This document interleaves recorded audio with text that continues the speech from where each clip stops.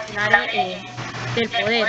Es decir, el titular del poder, ¿quién es? No vayan a creer que cuando se dice aquí que se elige de forma directa y periódica por los titulares, me refiero a los titulares de los entes gubernamentales, sino que me refiero a ustedes, a mí, a todos y cada uno de los ciudadanos, es decir, al pueblo que a través de un sufragio universal, pues de ese voto que les decía que es directo porque nosotros vamos a unas urnas y elegimos a nuestros representantes de forma directa, existe su excepción, por ejemplo, la Corte Suprema de Justicia, ¿quién la nombra?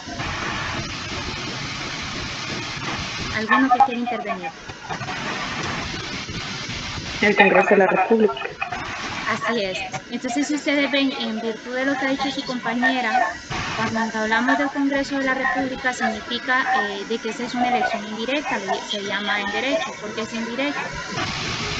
Porque si ustedes ven, no vamos nosotros de forma directa a depositar el voto, sino que son nuestros representantes a los que nosotros elegimos en unas elecciones directas del Congreso Nacional que nos nombran.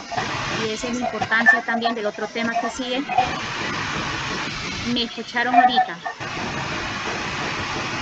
Sí, se le escucha. Ahorita, es que me salía conexión inestable. Ok, vuelvo a decir, hay otras cuestiones que ustedes van a ver, otras autoridades dentro del Estado que son electos por el Congreso también, por ejemplo, el Ministerio Público. Ustedes ven el fiscal general y el fiscal adjunto, es electo por el Congreso Nacional. Van a ver el Procurador General de la República, el Comisionado Nacional de los Derechos Humanos, el Consejo Nacional Electoral. Todas estas instituciones con rango constitucional que tienen funciones específicas son nombrados por esos representantes. La elección de esos titulares que nos representan, pues vamos a ver que nombran también a su vez a otros, y no significa de que eso está viciado o que no hay democracia, sino que eso se llama elección indirecta, un sufragio indirecto, porque no lo hacemos nosotros de forma directa, pero sí lo hacen ellos como representantes nuestros. ¿Cómo debe ser ese voto también? Debe ser periódico. Y cuando me refiero a periódico, es que debe de haber cada cierto tiempo, según lo que decidamos nosotros en el texto constitucional, se deben de celebrar elecciones. Por ejemplo, las elecciones del presidente, alcaldes municipales, los representantes al Parlacén, los diputados al Parlacén centroamericano, los mismos Congreso Nacional de la República. Si ustedes ven, cada 4 años nosotros elegimos nuevas instituciones. Y a eso se llama también en cuanto a que sean periódicos, a que sea secreto. ¿Cómo va a ser ese secreto? Pues que nadie, que tú te reserves el derecho por quién vas a votar, que el Estado cree las condiciones porque al momento que tú votas decidas por qué no vas a hacer y que no vaya a ser intimidado o coaccionado. Yo sé que es el ideal ser, porque ustedes me dirán, pero muchos le piden a fotos o algunos venden el voto. Son vicios que se tienen que ir superando.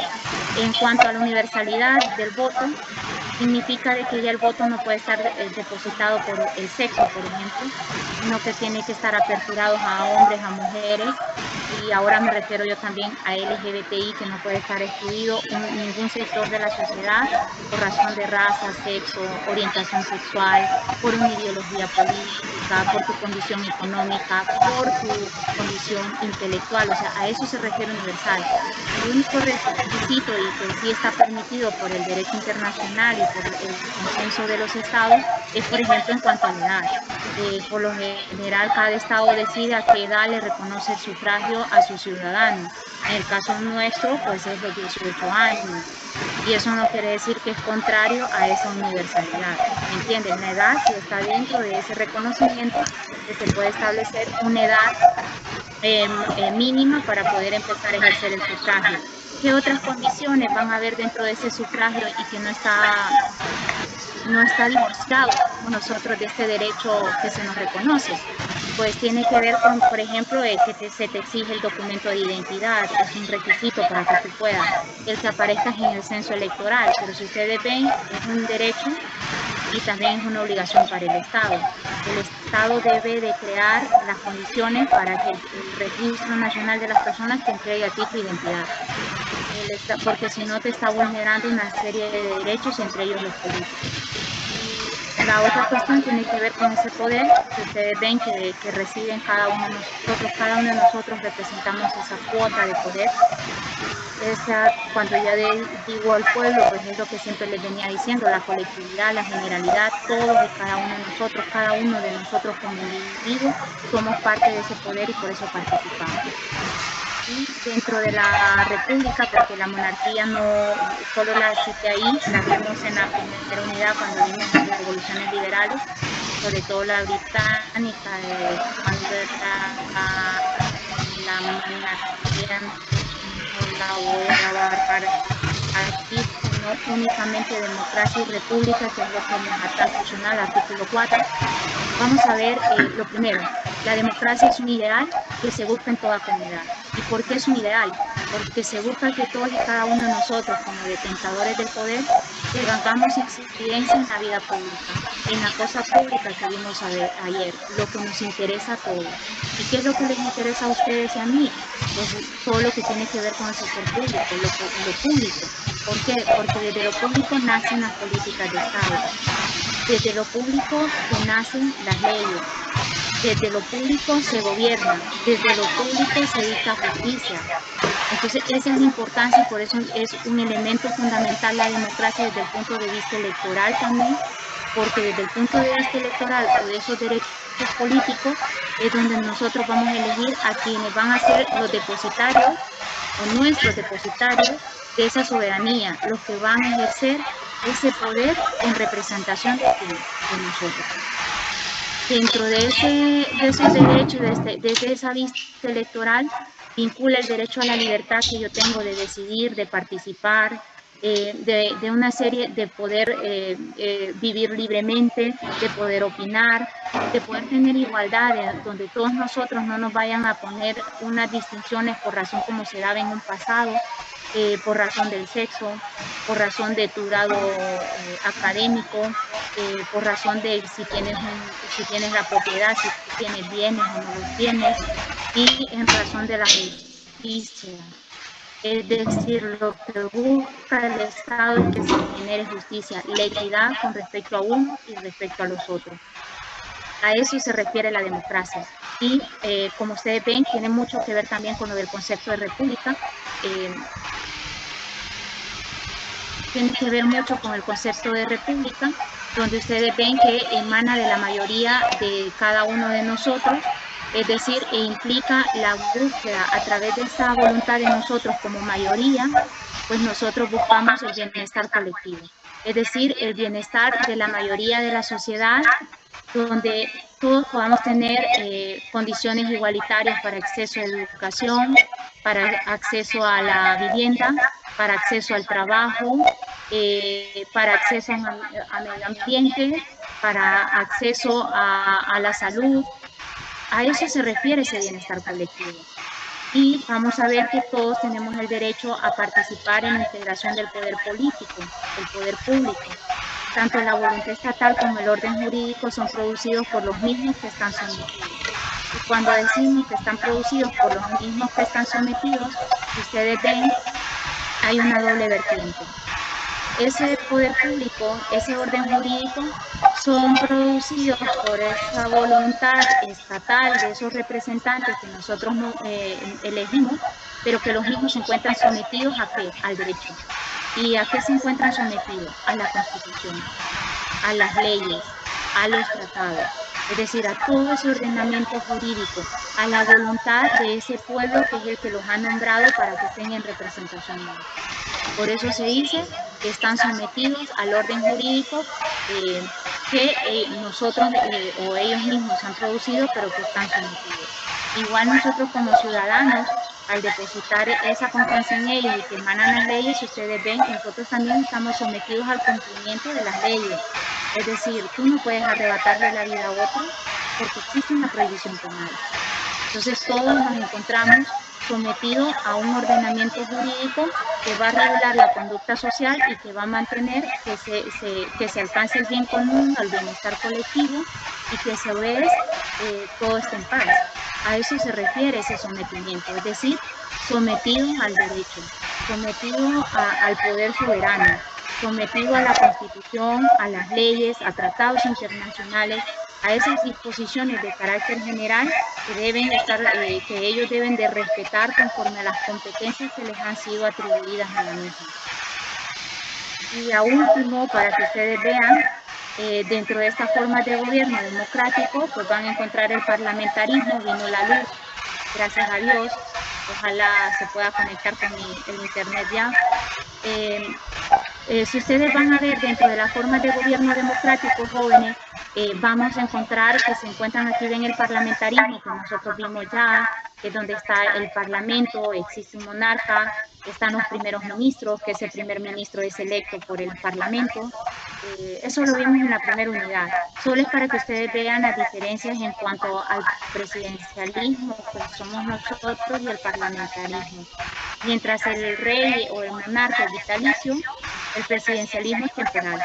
Van a unas elecciones, mientras nosotros elegimos al presidente en el parlamentarismo, en ese gobierno parlamentario, ustedes van a ver que el primer ministro es nombrado por el parlamento, no por los ciudadanos, sino por los representantes de los ciudadanos. Mientras nosotros, el presidente, por ejemplo, no está subordinado al Congreso Nacional, en el parlamentarismo ustedes van a ver que el primer ministro está bajo el voto de confianza del Parlamento. ¿Por qué decimos voto de confianza? Porque tanto para su elección, es decir, para que lo nombren, necesita de que el Parlamento así lo decida. Y también para que el mismo pueda ser destituido del cargo, pues también va a ser por el voto de censura del Parlamento. Esa es la diferencia. Y por último, ven estos gobiernos de asamblea que también son democráticos. Los gobiernos de asamblea son una asamblea de los pueblos. Esto se da en Suiza solo para manera de explicación y que ustedes lo puedan entender.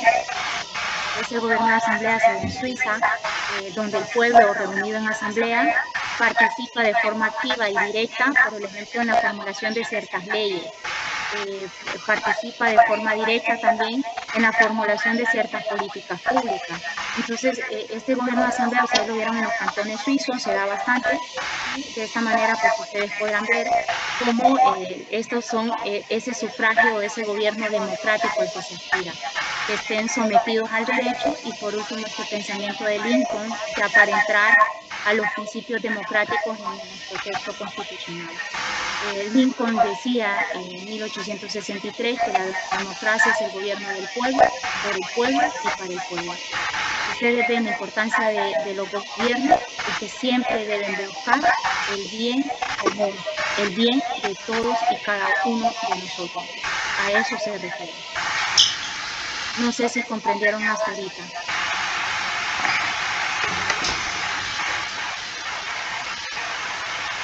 ¿Alguno me va a decir si comprendieron hasta ahorita? Sí, ¿Comprendieron eso? ¿A qué me refiero con la democracia? Sí, ¿verdad? Y eso para que ustedes vieran la diferencia entre parlamento y presidencialismo. ¿Quién nombra el ejecutivo? En nosotros, ¿quién es? El pueblo. En el parlamentarismo, el parlamento. Nosotros, ¿cómo está estructurado? Por ejemplo, el primer ministro rinde informes ante el parlamento.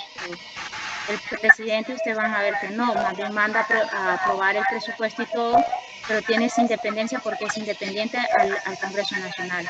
Es decir, es independiente al legislativo. Esa es la diferencia. No obstante, solo lo hice para que ustedes pudieran ver las diferencias entre uno y el otro. Lo que me interesa es que manejen esta primero. Cómo está nombrado, todo eso que vimos el día de ayer. Ahora bien, ¿dónde van a encontrar esas fórmulas democráticas? ¿Por qué hablamos de fórmulas democráticas o esos principios democráticos y cuál es la importancia en el Estado constitucional? Si ustedes tienen su texto constitucional, pueden ir verificando los artículos que les he dado. Y más que todo, les voy a explicar a qué se refiere en cada uno de ellos. Cuando habla en la primera diapositiva de una declaración dogmática de la soberanía, pues ustedes van a ver que en esa declaración dogmática de la soberanía, pues tiene que ver en el reconocimiento de forma expresa, es decir, de forma escrita en el texto constitucional, de que el poder está en el pueblo. Es decir, que es el pueblo quien fundamenta cuáles son las decisiones fundamentales dentro de ese Estado. vuelvo a decir, de declaración dogmática de soberanía, significa que debe de existir un reconocimiento de forma expresa o de forma escrita en el texto constitucional. Es decir, que en la Constitución se reconozca que el depositario de la soberanía es el pueblo, lo que decía Rousseau, la soberanía popular. Y ¿dónde lo encontramos en nuestro texto constitucional? Pues ustedes lo van a encontrar en el artículo 2. En el artículo 2, párrafo primero, ustedes verán que dice: la soberanía corresponde al pueblo, del cual emanan todos los poderes del Estado, que se ejercen por representación. Ese es otro punto importante. Nuestros gobernantes son representantes de ese poder del pueblo.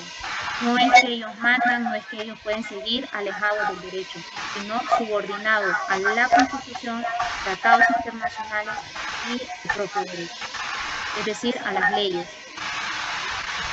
Por otro lado, ustedes van a ver que otro principio u otra fórmula democrática que pueden encontrar para que son principios mínimos que debe contener un texto constitucional y un Estado de Derecho y democrático, pues es una división de poderes que esté bien definida y clara. Esa división de poderes que podemos ver nosotros, que tiene que ver con esos pesos y contrapesos. Y cuando hablamos de pesos y contrapesos, se refiere a la no concentración del poder en una sola persona. Cuando hablamos de división de poderes, significa que el poder va a estar repartido. No se puede concentrar en uno u en otro poder y debe de existir lo que nosotros llamamos independencia. Y cuando hablamos de independencia, significa la no subordinación.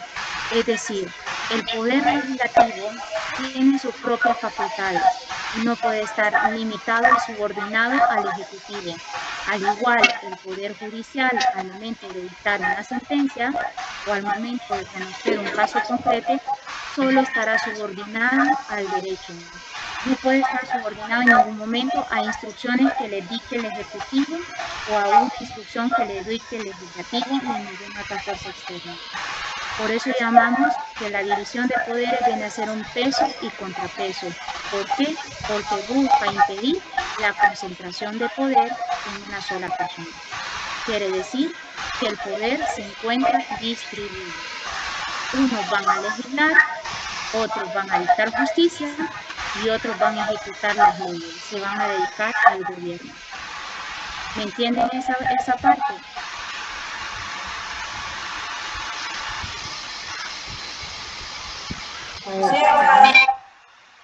¿Entendieron esa parte? Bueno. ¿Y eso dónde lo encuentran ustedes reconocidos en nuestro texto constitucional? El artículo 4.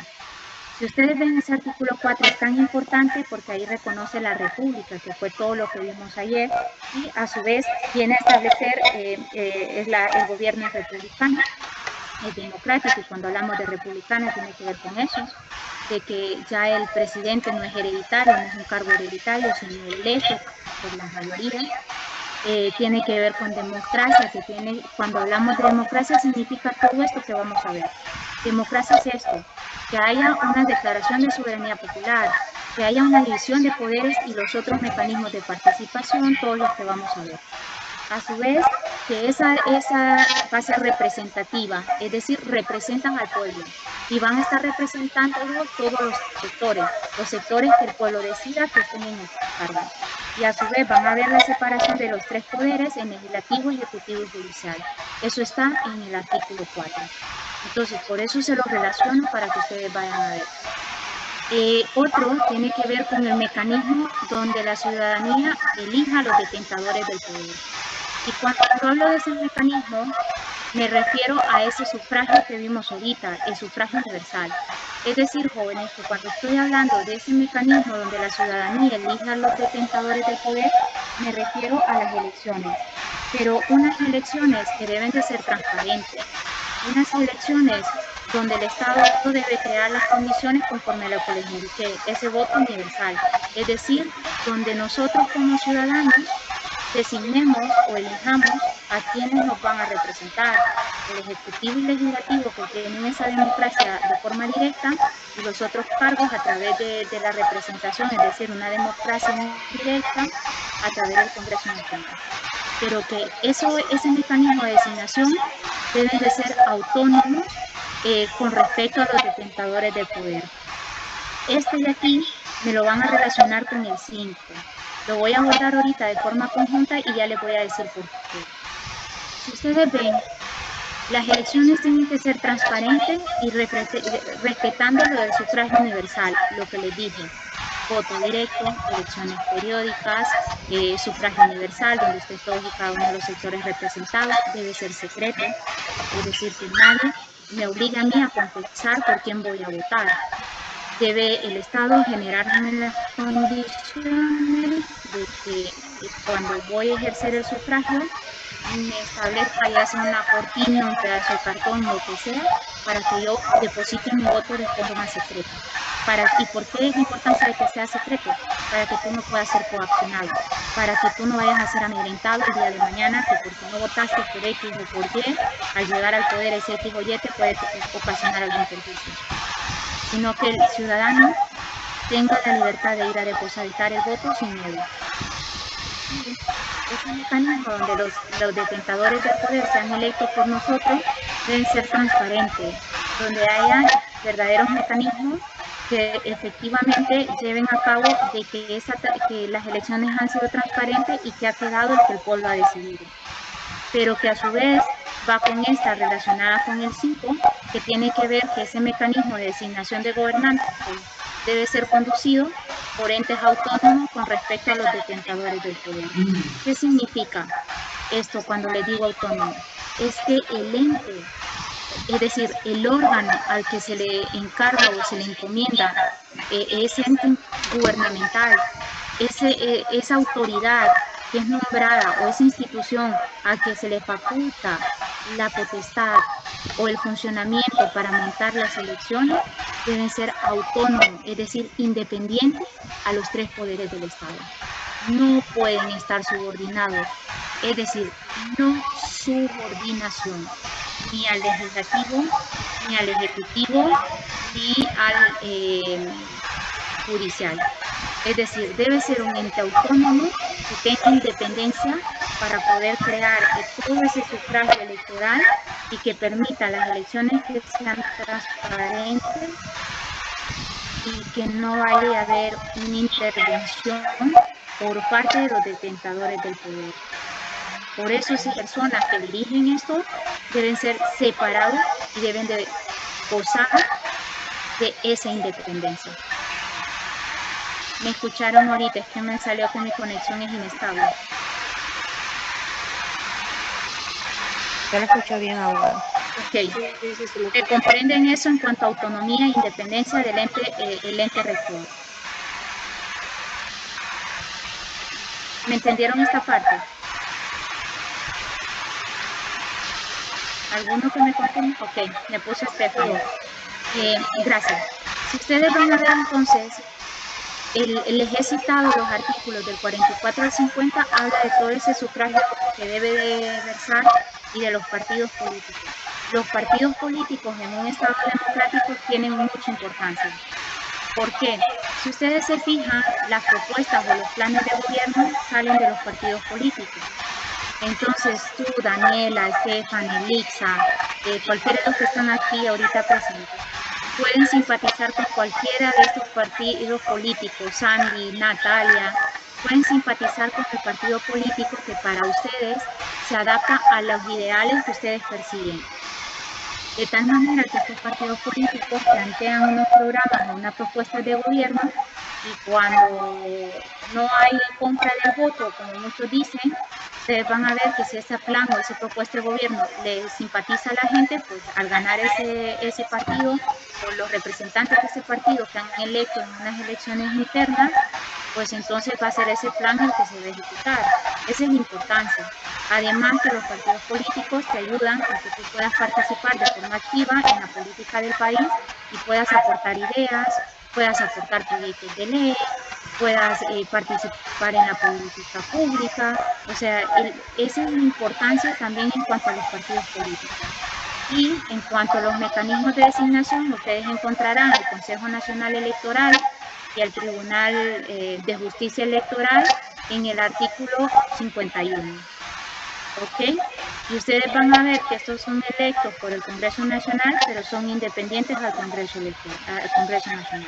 Es decir, solo los nombran, pero una vez que están instalados, los mismos tienen ese derecho de poder montar todo esto sin estar sometidos o subordinados a cualquiera de los poderes del Estado.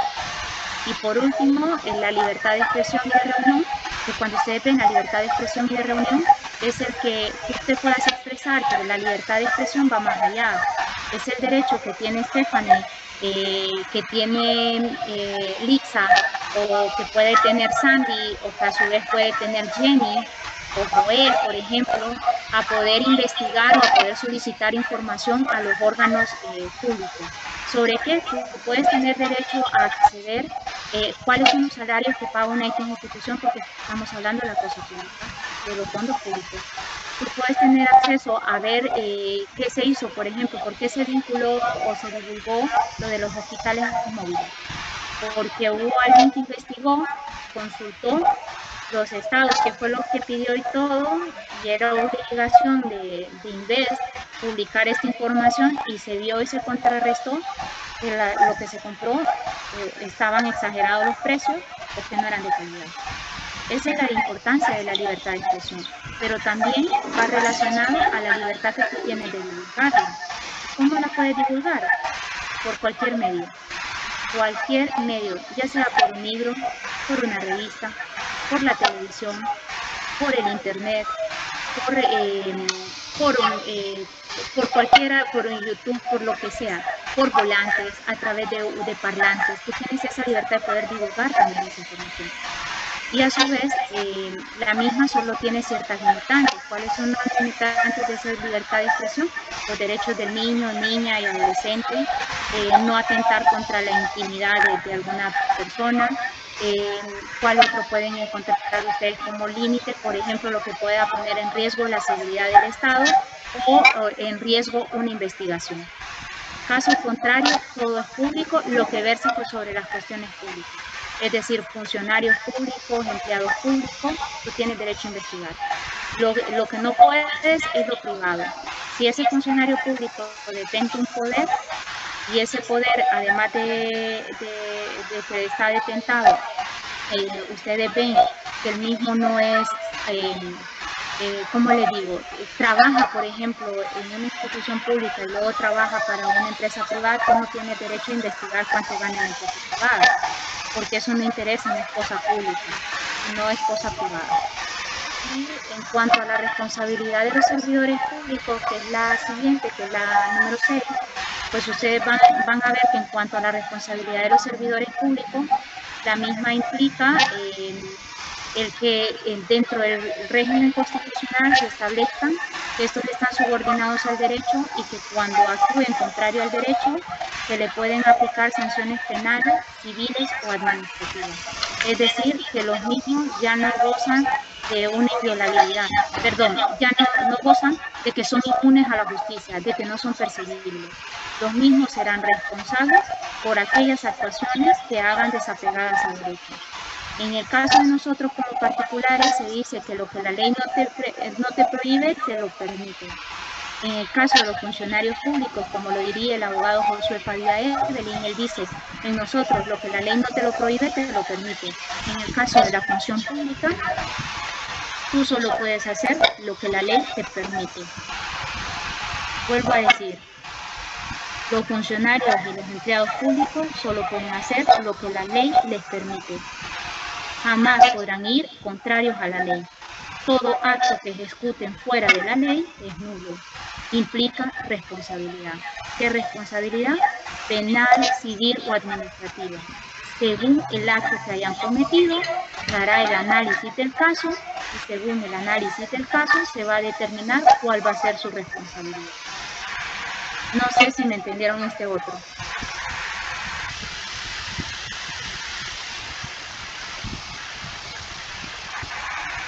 ¿Me entendieron este otro, el número 6? Ok, Daniela me está indicando. Otros principios tienen que ver con el sistema de legalidad, creo que todos ya lo han visto, que está muy vinculado a lo que les estaba explicando ahorita en cuanto a la responsabilidad de los funcionarios y su subordinación a la ley. ¿Y cuál es la subordinación a la ley que ellos deben de tener? Pues es la subordinación a que ellos solo podrán actuar al margen del derecho. Lo que establece la Constitución, lo que establece las leyes, lo que establecen los tratados internacionales. Todo acto que ejecuten fuera de la ley es nulo y constituye arbitrariedad o ilegalidad por no estar previsto. A eso se refiere el sistema de legalidad. Pero ese sistema de legalidad también se encuentra reconocido en nuestro texto constitucional cuando dicen que Honduras es un Estado de Derecho, cuando se habla del juramento, por ejemplo, de los funcionarios públicos que se comprometen a cumplir la Constitución, las leyes, los tratados internacionales, cuando se manda o se establece que van a estar subordinados solo a la Constitución y a las leyes. Todos esos principios que hacen referencia a la ley, hablamos de ese sistema de legalidad, la subordinación que tiene con respecto a la ley. No sé si queda claro este otro principio. Sí, abogada. Ok. Y el último, que también tiene que ver con ese principio democrático o esa estructura democrática dentro del texto constitucional, tiene que ver con la justicia social. ¿Y qué tiene que ver con la justicia social?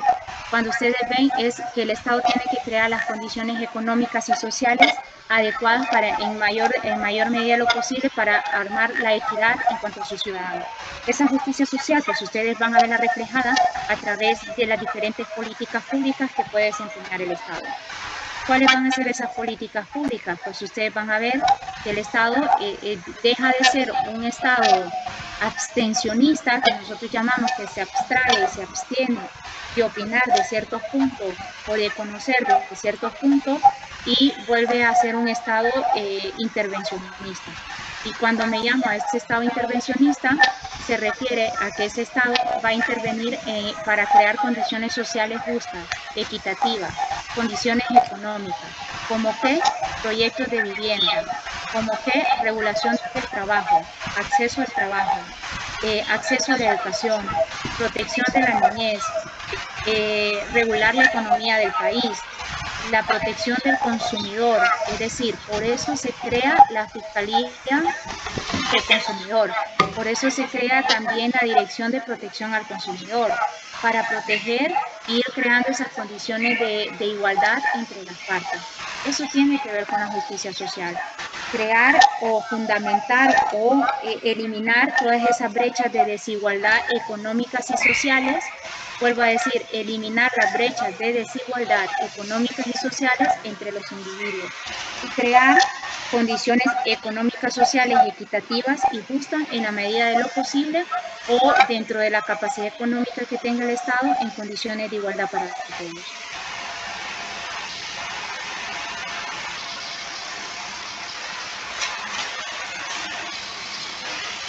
Y por último, que ya no me quedó tiempo porque ya solo queda 1 minuto 30, a menos que me den 5 minutos de su tiempo para reprogramar, para guardar la clase de hoy y volverme a conectar, podría ya solo decirles en cuanto a la democracia semidirecta, que tiene que ver con la iniciativa popular, plebiscito y referéndum.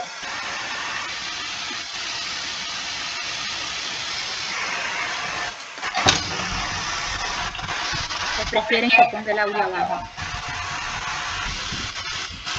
Yo digo que nos conectemos de nuevo para que termine. Pero hasta ahorita comprendieron los otros principios, ¿no? Esos principios democráticos, en qué consisten y que la democracia va más allá.